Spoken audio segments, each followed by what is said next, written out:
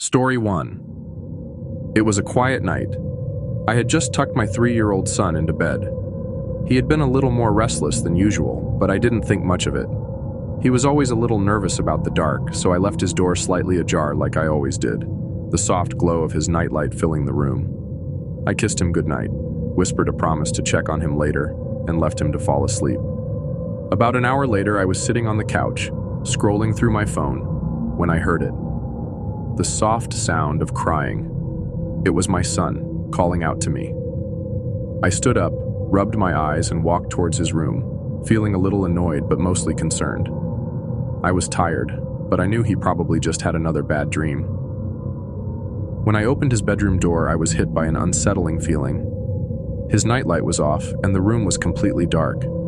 I couldn't even see my hand in front of my face. I knew I had left the light on, so I stepped in, reaching for the switch.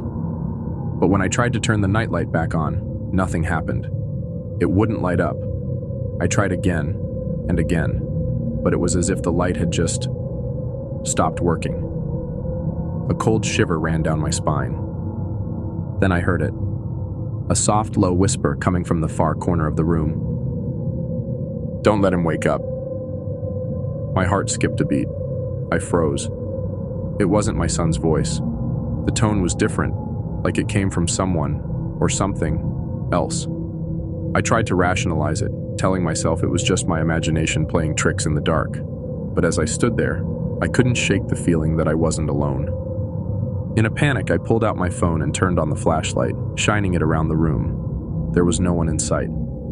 My son's bed was empty. My stomach dropped. I scanned the room, my breath coming faster, but there was nothing. Nothing but the quiet darkness. Suddenly, I heard it, his voice. "Mom, don't leave me in the dark again." It wasn't a whisper this time. It was clear, his voice. I spun around, my heart racing. I turned the flashlight toward the bed. My son wasn't there, but I could hear him, as if he were right behind me. I slowly turned, and that's when I saw it. My son was standing in the doorway.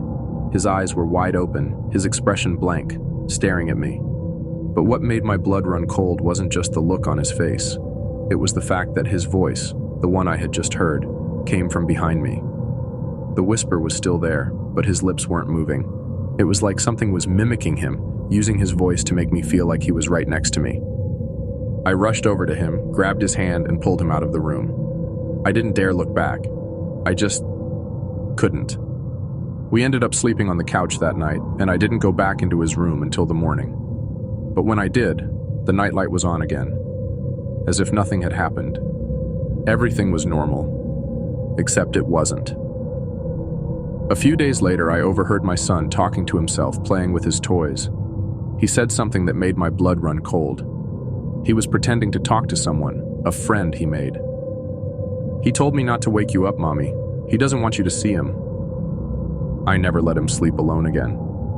And I still can't shake the feeling that whatever it was in that room, whatever was mimicking my son's voice, is still there, waiting for me to turn my back. Story 2.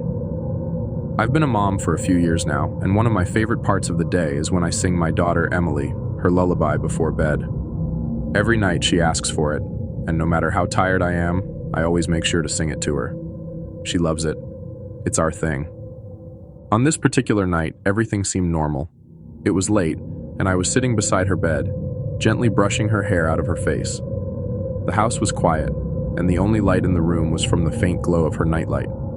I began singing her favorite song, the one I've sung every night for the past year. But as I sang the second verse, something strange happened.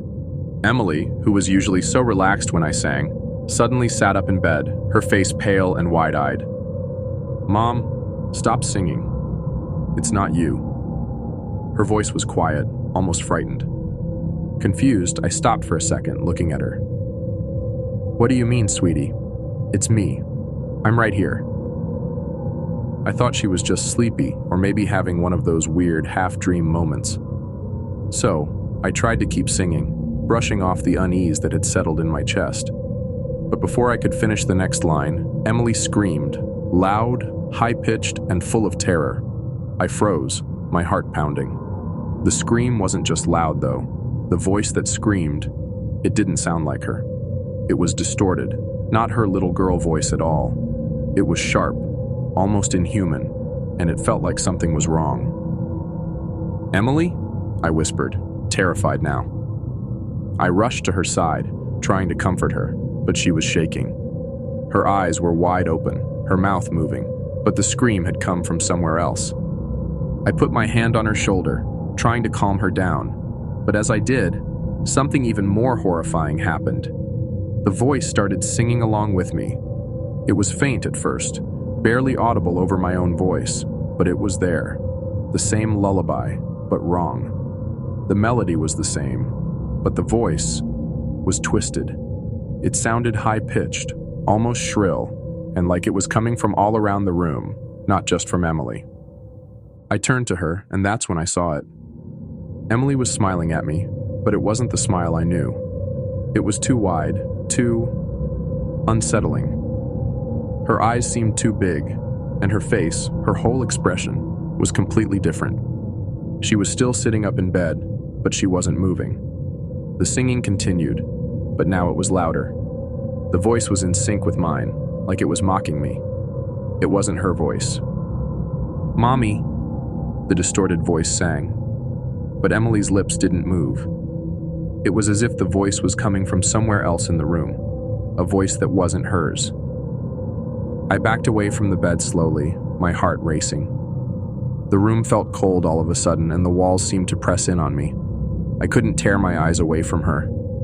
I felt like I was trapped, unable to move, unable to breathe. That's when Emily's face changed again. Her smile grew wider, almost painfully wide. Her eyes started to glint, like they were reflecting something I couldn't see. "Mom, you're not supposed to hear this," the voice whispered in a breathy, chilling tone. I couldn't breathe. I didn't know what to do. I reached for my phone, trying to call my husband, but as I looked down at the screen, I saw the time. It was 2:30 a.m., and my husband was still at work. I felt completely alone in the house, trapped in that room with whatever this thing was. I turned back to Emily, my heart pounding. She was still smiling, still staring at me with those wide, unblinking eyes. The singing had stopped, but the air felt heavy, like something was waiting just behind me. Then, the unthinkable happened. I heard footsteps, slow, heavy, like someone walking behind me. I spun around, expecting to see someone in the room with us, but no one was there. I looked back at Emily, and the smile was gone. Her face was normal again, her eyes wide with confusion. She whispered, "Mom, I don't feel good." I grabbed her and pulled her into my arms, holding her tight. I couldn't shake the feeling that whatever that thing was, it had left the room. But Emily didn't feel right. Her body felt cold, and I could hear her breathing, shallow and uneven. I didn't know what was going on, but I didn't care. I needed to get out of that room, out of that house. I turned the lights on and refused to let her go. We stayed up the rest of the night on the couch. I never went back into her room. I haven't sung that lullaby since. And now, every time I walk past Emily's room at night, I hear something. A soft, high-pitched voice singing the same lullaby. It's always there, like it's waiting for me to listen. I don't know what happened that night, but I can't escape it. That voice. It's still here,